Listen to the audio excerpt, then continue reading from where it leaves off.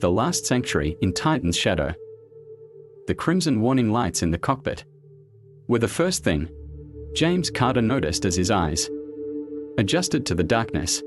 His deep space exploration vessel, the Stellar Voyager, had lost control in an uncharted region of space. For the first time in his 15-year career as a space pilot, genuine fear gripped his heart. Control, this is Stellar Voyager. Broadcasting emergency signal. I repeat, emergency. Static. The communication system was dead.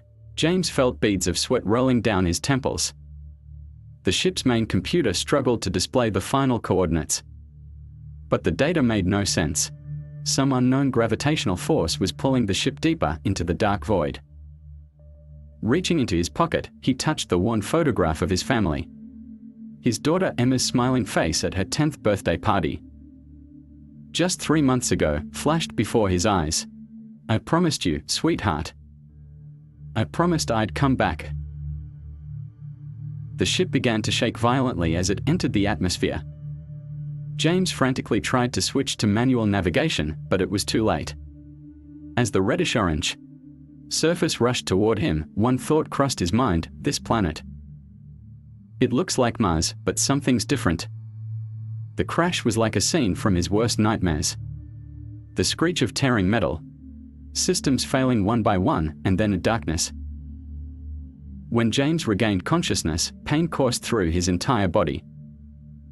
The escape pod had worked, but the rest of the ship lay scattered across the alien landscape. He checked his oxygen gauge, 68 hours. Less than 3 days to either find rescue or... The view outside was breathtaking. A reddish-orange sky illuminated by 2 massive moons. The surface resembled Mars but darker, more habitable somehow. His portable analyzer tested the atmosphere, unbreathable, but not toxic either.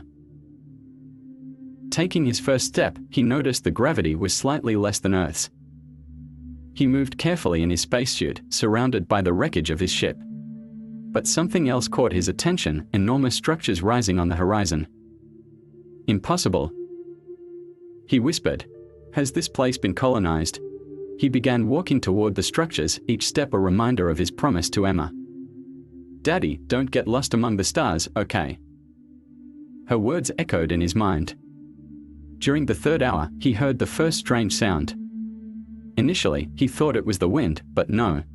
It was more rhythmic, like a giant heartbeat beneath the surface. In the 5th hour, he saw them for the first time. The beings were enormous, at least 14 feet tall. They resembled humans in basic form, but with striking differences. A single eye dominated their foreheads, bright, intelligent, and curious. Where their nose should have been, there was a metallic protrusion, and their arms appeared to be made of some brilliant alloy. The rest of their bodies were organic, but unlike any life form James had ever encountered. His heart threatened to burst from his chest as he watched them from behind a boulder. The creatures communicated among themselves using vibrations and patterns of light. James's oxygen indicator dropped to 45 hours. The creatures suddenly stopped. Their apparent leader turned directly toward James's hiding place. Its single eye glowed, not threateningly, but invitingly. There is no need to hide, Earthborn, a voice resonated in James's mind. Telepathy. We sensed your presence. We saw your ship fall. James stood up trembling. There was no chance of escape. Either they were friendly, or... I'm James Carter. I come from Earth.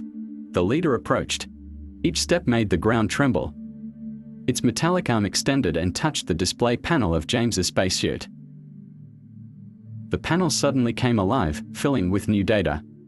We are the Titanians, the mental voice said.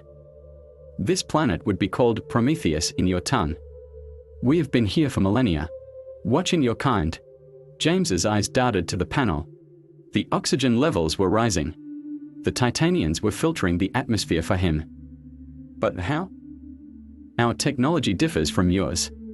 We are a fusion of machine and organic life. Our ancestors transformed themselves to make this planet habitable. Over the next hours, James saw the Titanian city. The structures were a magnificent blend of organic and metallic materials. Everything seemed alive, breathing. They showed him living quarters, shared knowledge they'd gathered from other worlds. As James learned, his fear gave way to wonder. "You wish to return to Earth," the leader said one day. It wasn't a question. "My daughter. I promised her." The Titanians looked at each other. Patterns of light flickering rapidly between them. "We will help you," said the leader. "But with one condition. You must not tell your kind about us. They are not ready." "But why help me at all?" "Because you are different, James Carter. You feared but did not flee. You wanted to learn. Ones like you are your species' future." On the final day, the Titanians gave him a ship. An organic metallic hybrid, small but powerful. It contained everything needed for his return to Earth.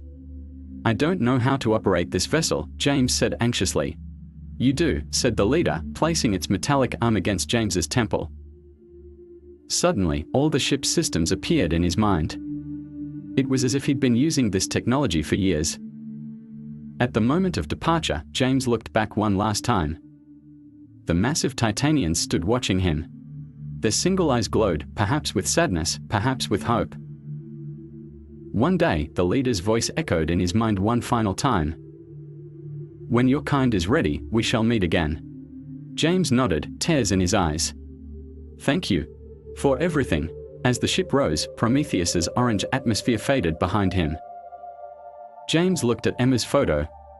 "I have an incredible story for you, sweetheart," he whispered. "But I think it'll have to wait." Upon returning to Earth, his official report mentioned only technical malfunction. But at night, gazing at the stars, he thought of the one-eyed giants and hoped that one day, humanity would be ready to meet them. Years later, when Emma grew up to become a space scientist, she sometimes noticed that mysterious look in her father's eyes. As if he was keeping a secret, one that humanity wasn't quite ready for yet. The Last Sanctuary, Epilogue. 20 years after James's return, humanity discovered anomalous signals from deep space. Emma Carter, now heading Earth's Deep Space Research Division, recognized patterns in the signals that her father had once sketched in his personal journal. Looking up at the night sky from her observatory, she smiled. Maybe, just maybe, it was time for humanity to learn the truth about what lay among the stars. And somewhere on Prometheus, the Titanians were watching, waiting for humanity's next step into the cosmic dawn. In this video, witness an astronaut's first contact with a massive Titan on a mysterious planet. This captivating encounter and their interaction will take you to a whole new world.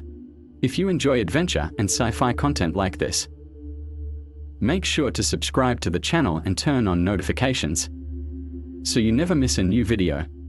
Let's continue the journey together.